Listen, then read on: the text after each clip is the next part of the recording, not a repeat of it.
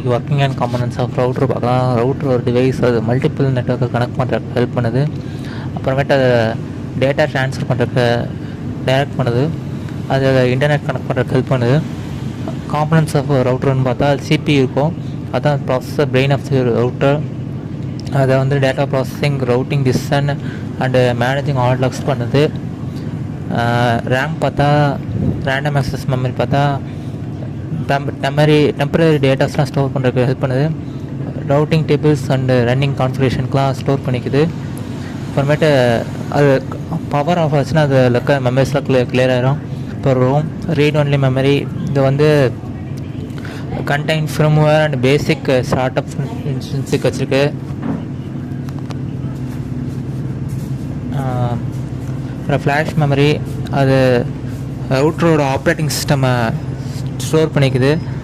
அப்புறமேட்டு and user செட்டிங்ஸை store பண்ணிக்குது. அப்புறம் அது non volatile, non erasable when it is off.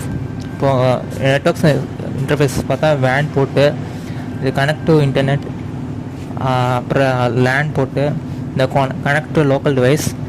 Some of the ரவுட்டரில் வந்து யூஎஸ்பி போர்ட்ஸ் இருக்கும். அப்புறமேட்டு எஸ்எஸ்எஃப்வி போட்டிருக்கோம். அப்புறம் இன்ஃபைபர் ஆப்டிக்ஸ்னு இருக்கும். அப்புறம் வைஃபை மாடியூல்ஸ், ரேடியோ மாடியூல்ஸ் பார்த்தா அது receive and broadcast WiFi signals on different பேண்ட்ஸில் இருக்குது. 2.4 GHz 5 GHz அதை ப்ராட்காஸ்ட் பண்ணுது. ஆண்டனா பார்த்தா for wireless routers and transmitting and receiving WiFi signals. Power supply unit, அதை தான் வந்து எலக்ட்ரிசிட்டி வந்து ரவுட்டர்ஸ்க்கு ஏற்ற மாதிரி எலக்ட்ரிசிட்டியை மினிமைஸ் பண்ணி தருது. அப்புறம் கூலிங் சிஸ்டம் இருக்குது, ஹீட்டை ரிமூவ் பண்ணுறதுக்கு. ஒர்க்கிங் காம்பனன்ட்ஸ் ஆஃப் ரவுட்டர்னு பார்த்தா ஃபஸ்ட்டு டேட்டா ரிசெப்ஷன். ஒர்க்கிங் பார்த்தா ஃபஸ்ட்டு டேட்டா ரிசெப்ஷன் பண்ணுவோம். டேட்டா வந்து டேட்டா பாக்கெட்ஸாக வந்து இன்டர்நெட் ஆர் லேண்ட் மூலியமாக ஃபஸ்ட்டு ரிசீவ் பண்ணோம்.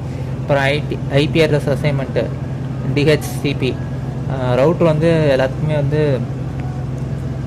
அசைன் பண்ணும் IP address using DHCP, dynamic host configuration protocol வச்சு ஒவ்வொன்றுக்கும் ஐபி அட்ரஸ் அசைன் பண்ணோம். அப்புறம் பாக்கெட் இன்செப்ஷன் ரவுட்டிங், டெஸ்டினேஷனை செக் பண்ணி அந்த ஐபி அட்ரஸோட டெஸ்டினேஷன் செக் பண்ணி ஒவ்வொருக்கும் அட்ரஸ்க்கும் அது சென்ட் பண்ணோம். அது வந்து ரவுட்டிங் டேபிள்னு வச்சு யூஸ் பண்ணி பேக்கெட்ஸை சென்ட் பண்ணோம். லோக்கலாக இருந்துச்சுன்னா அது லேண்ட் மூலியமாக அனுப்பிச்சிடும். அது இன்கேஸ் தூரமாக இருந்துச்சுன்னா அது வந்து மாடம் யூஸ் பண்ணி அனுப்பிச்சிடும். அப்புறம் நெட்வொர்க் அட்ரஸ் ட்ரான்ஸ்லேஷன், அது வந்து ஒரு ப்ரைவேட் ஐபி அட்ரஸை வந்து ஒரு பப்ளிக் ஐபி அட்ரஸாக மாற்றும் யூஸிங் இன்டர்நெட்டில். அப்புறமேட்டு ஃபயர்வால் அண்ட் செக்யூரிட்டி, அந்த எல்லாத்தோடையும் வைரஸ் அட்டாக் ஆகாமல் செக்யூரிட்டாக எல்லா டேட்டாஸையும் அனுப்பிச்சிடும். இப்போ டேட்டா ஃபார்வேர்டிங் வந்து அண்ட் ரிசீவிங் தி டேட்டாவை கரெக்டாக பாக்கெட்டில் டெஸ்டினேஷனுக்கு சென்ட் பண்ணி கரெக்டாக ரிசீவ் பண்ணும். தேங்க்ஸ் ஃபார் வாட்சிங். அடுத்தடுத்த வீடியோஸில் வந்து காம்பனன்ட்ஸ் எல்லாம் இன்னும் நிறையா டீட்டெயிலாக பார்க்கலாம்.